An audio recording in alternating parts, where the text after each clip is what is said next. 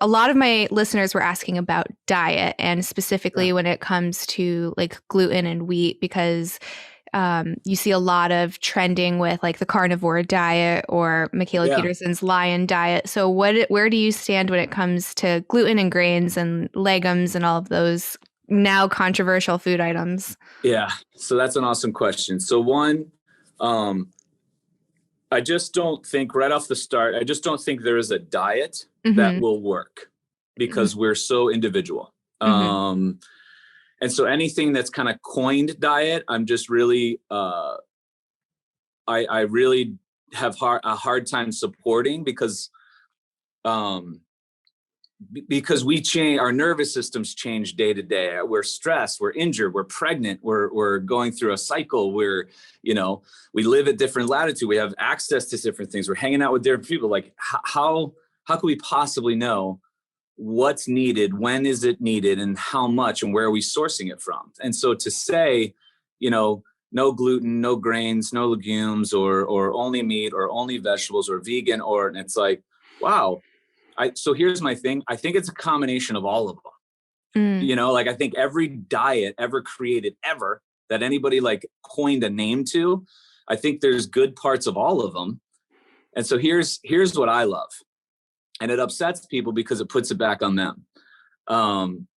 There was a gentleman, so the nourishment principles that I'm fond of is Weston A. Price. Weston A. Price was a dentist, and he traveled the world looking for oral health breakthroughs, and he wanted to see what their mouths were like. So he looked at these cultures around the world, and he noticed that they all had jaws that could fit all their wisdom, their teeth. Their jaws were wide. They had these big, bright smiles. They never brushed their teeth. They never used fluoride. They never flossed. They never saw a dentist. So he's like, wait a second, what's going on? So he started to look into their nutrition. Then he started to see that they didn't have diseases that the Western world did. So he's like, maybe there's something to physical degeneration and nutrition. And he started putting together not a diet of sorts, but principles. Principles like what?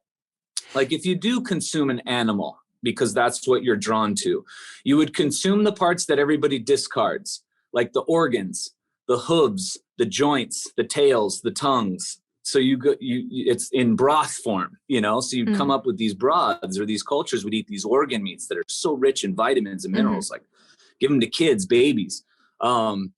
Animals were pastured and grazed. They all were rotated on the same land. Like they all helped. Now we call it grass fed, but it's not even grass fed anymore. We don't even know what that is. Vegetables, the fermentation process of fruits and vegetables. So you had good probiotics from a natural source. Wow. If you did consume dairy, it was raw in form. It wasn't pasteurized or cooked. And if you did cook with grains, or you sprouted them first to make them more digestible to the community. Again, if that's what you were drawn to choosing. So some of those like make sense. I'm like, wow, that makes sense. Now here's the key. It doesn't matter whether you're pagan, vegan, carnivore, whatever the names are. My big thing is to eat when hungry, stop when full, and make everything from scratch. And so I Mm. want to share a couple stories on that. I had a client, and she was, and it'll lead to my second point, and maybe the most important point. I had a client, she was beating herself up because she liked chocolate cake late at night. And she was afraid to tell me because she thought I was going to tell her or suggest to her to not do it. She's like, yeah, I eat chocolate cake late at night. I'm like, hell yeah, that's awesome. I look at it as, wow, why does your body want chocolate cake? That's amazing. Somebody would be like, you know, gluten, this, that. I'm like, sugar, cancer. I'm like, hold on, this is fantastic. Okay, here's what I want you to do. Do not cut it out. And she like chirped up and was like, what? I'm like, yeah, do not cut it out, because your body wants it for some reason. Whatever your story was leading up to this, it wants it. It craves it. I want you to make it from scratch instead of getting the store-bought version that has 50 ingredients. So now you make it from scratch and there's 5 ingredients. What you've done is you sourced out your ingredients. You connected to the energy that it takes to actually prepare your food with love and feelings. And you're like, oh my God, I'm going to enjoy every bit of this. There's no guilt with it. There's just straight up love. And then you sit down, and let's say it's circular, right? And you cut off a piece that you would normally have consumed of the 50 ingredient cake. Halfway through, you're like, I'm full. Right. Your body got food. It sent a feedback that said, we're done. Now you just consumed less of what you would normally eat. You were in a loving environment that you made it from scratch. So you connected with your food, which is far greater than any ingredient will ever come in. And that guilt is gone. Now what you might notice is over the course of a month to 3 months, that craving shifts. Maybe it's a meat of some kind late at night. Maybe it's nothing. Maybe it's an acid. I don't know, but you're starting to go with, instead of looking at shunning these cravings and this guilt with this ingredient, because the emotions behind our food are way more powerful on our health expression than the ingredients themselves. And so here's another thing to keep in mind, because some people are like, I post all my meals, all my stuff, and everyone's like, how can you eat that? I've been on, and it's like, okay, here's the deal. All of a sudden, gluten started to get a bad rap. We always want to identify the one thing, right? Mm-hmm. It's a single thing causing all the disease in the world. It was sugar, it was fat, it was, sweeteners. It's like all this stuff. Okay, now it's grains and gluten. Mm-hmm. If our systems, we can only process so much stimuli at one point before the body goes in and goes, damn, we gotta pick and choose like what we're gonna fight here, because I gotta go into immediate state of survival. If all of a sudden, while you're fighting all these lifestyle choices that you've chosen to put yourself into, and then you have gluten and the system goes haywire, we always look at the last drop in the bucket that spilled the bucket over. We don't look at the bucket. But it's like, wow, you're in a shitty relationship. You hate your job. You make more money than you maybe want to. You have no direction or purpose. You don't even really believe in anything great. You haven't been outside ever.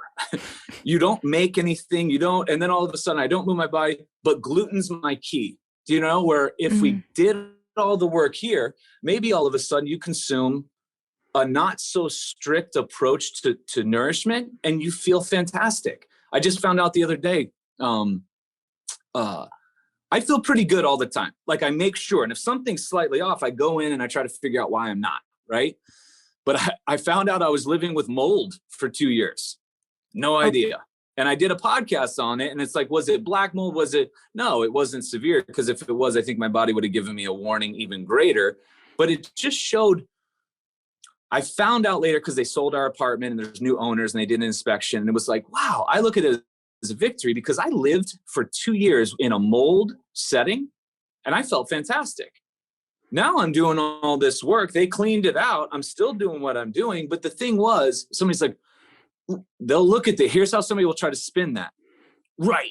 But if you didn't feel so good, you would have known that mold was in your place and you could cut it out. They try to make feeling good and health be like a negative, right? Mm-hmm. I'm like, well, wait, but we can go exist in this environment and not even be aware of stuff. And that's really how you want to live. And then you have a moderate approach, not an obsessive compulsive, but a moderate approach to trying to control the things around you.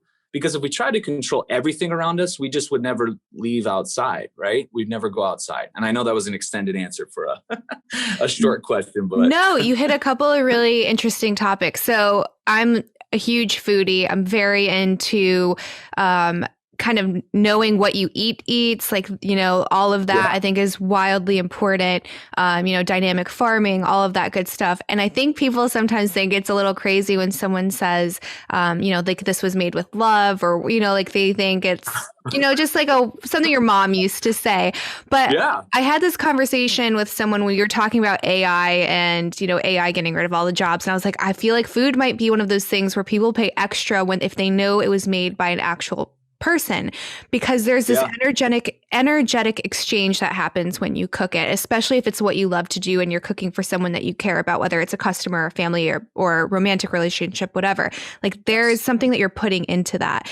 And I guess where I started to discover that was I had the worst relationship with food growing up. I think a lot of young women do. We want to be skinny. We want to make sure we're counting our calories. We're eating diet this, low fat that. And again, like the list of ingredients goes on. And I think that's kind of what led to me getting sick, was a lot of what I was eating at the time. But I would eat something, and even if it was like low calories, slashed the fat, whatever, I would still in my head be guilty about it. And I would be like, this is going to turn into fat. And I kind of always struggled with my thyroid, not knowing what was happening there. But I think a lot of it was my mental relationship with food. And then once I started improving my health and only eating like whole foods, like actual butter, like I'm not doing that, I can't believe it's not butter anymore, actual sugar, not Splenda. Right. I lost weight, got healthier, my thyroid got started to level out, and I just felt better. And now I can like eat something that probably is wildly high in calories, but I haven't worked out as hard as I did back then. I just take like a casual, like as long as I'm trying to move, right? Like it's not like get skinny kind of mentality. I shifted that relationship and my body has changed, and it's wild. And I tell people this because they're like, what do you eat? You must not, eat anything. You just had a baby and you snapped back and blah, blah, blah. I'm like, no, I eat whatever I want. If I want pancakes, I'm having pancakes, and it's real maple syrup, and it's not low calorie, right? It's the real thing. Right. And if I want bacon, it's pasture raised pork, and I'm eating as many pieces as I want to eat that morning. Like I'm not reducing or starving myself. It's eating the real version of that thing. And I can't tell you enough. It makes such a difference.